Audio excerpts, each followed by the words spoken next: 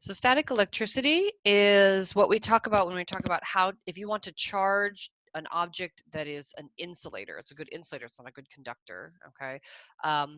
Insulators by definition don't really allow electricity to run through them very well. So examples of insulators, you guys know most of these would include rubber or plastic, wool, air even technically, although it's hard to, well, that's not true. Okay, so air, as opposed to conductors, so metals, various things like that, right? So the idea is that if you want to charge an insulator, you can't just run a current through it because that doesn't work. It doesn't allow the electrons to move through it. So instead, how to charge an insulator is that you do it by friction. So, and that's what static electricity is. So static electricity is the buildup of charge, and it's caused by rubbing two insulators that are different together. So if I take two pieces of wool and I just rub them together, I can do that for hours and it doesn't make a difference. It won't lead to a static electricity buildup on either one of them. Okay, so they're the same thing. But if you have, two different types of plastic or plastic and wool or things like that, then you're going to get an insulator. Or you have, for example, plastic and air. If you think about an airplane moving through the air, that's why you have a static buildup on the on the plane, is because the air particles that it's gone through. Anyway, so it's the charge caused by rubbing two different insulators together. And the important thing to know, the kind of key phrases that I always want to talk about is the idea is that when you rub these two insulators together, it causes friction. Okay, key term, friction.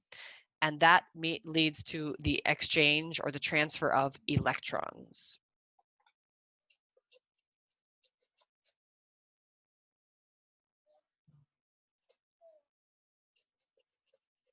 Transfer of electrons. Okay, please remember, if you remember your basic structure of an atom, right? The electrons are on the outside of the atom, then the protons and the neutrons are in the nucleus, so they don't transfer. So anytime you're talking about a transfer of charge, you're talking about electrons moving. So, and remember that if something loses electrons, it becomes positive.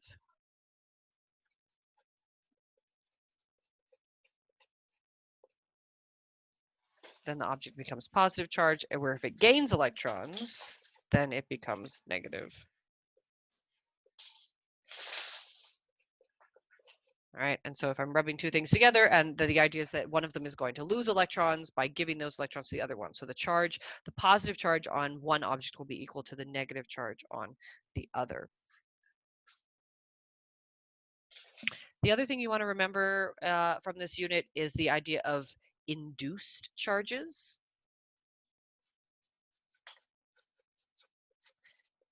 And this is, so the idea is that if you have a charged object and an uncharged object, then they will be attracted to each other. And the reason is because of induced charge. So uncharged objects. We did this with the little pieces of paper and the plastic rods, right? We rubbed the plastic rods until they got a charge, and then you held them next to the paper. The paper was neutral, right? It didn't have a charge, but it was still attracted to the plastic rod. So uncharged objects are attracted to charged ones. And the idea is that the charged objects induce a charge, which means that, for example, if the charged object is negative, all right, so if I have a rod here that has a negative charge to it, and I put it next to a bunch of little pieces of paper, then that negative charge will repel all of the electrons in the paper, and they will go as far away from it as they can. I don't have a small enough pen here to draw. So all of the negative charges will kind of move away from this other negative charge, leaving only the positive charges here. Can you see what I'm doing? Not really. I should draw this bigger. So you have a positive charge, and then that will cause this to be attracted to it. All right. Because the thing that you can never state too many times when talking about static electricity is that like charges are going to repel each other, and opposite charges are attracted. It sounds obvious. Of course, you guys know this, but you have to actually write this down oftentimes to get a point. All right. This is also the way that the gold leaf electroscope works. Okay. And the other thing, I won't make a video on it unless you ask me about it, ask me to, but I think it's fairly straightforward, are all the different uses of static electricity. So I'll list them here, okay, that you need to be able to describe or talk about. Uses of static electricity. So they include the gold leaf electroscope, which isn't technically like a industrial use, but it's certainly something that we talked about. The gold leaf electroscope, electrostatic paint spraying,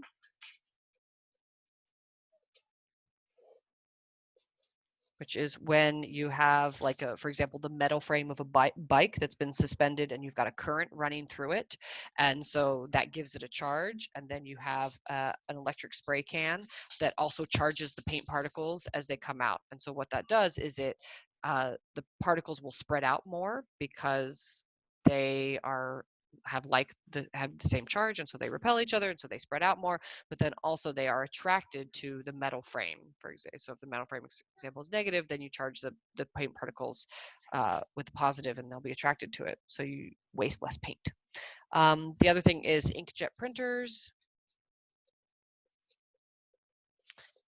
In brief, the idea is that the inkjet printers, each drop of ink is given a charge to a different degree, and then it passes through some charge plates, and so it's attracted or repelled to and from the different plates, and that tells the drop of ink exactly where to go.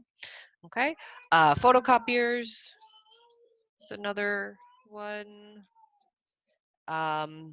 and the electrostatic precipitators, which are a way of removing dust or other particles from smoke.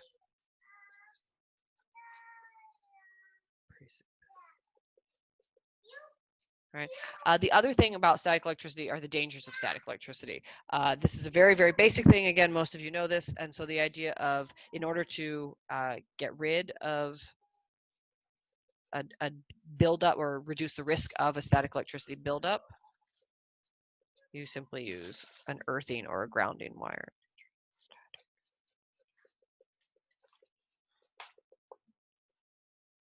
And so you're avoiding the risk of a spark, which could cause an explosion or a flame or something like that, especially if you're talking about fueling things up.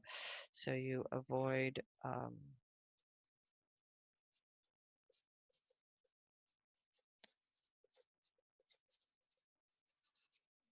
by using, they prefer the term earthing wire. Is that right? Because I want to say grounding. Yes.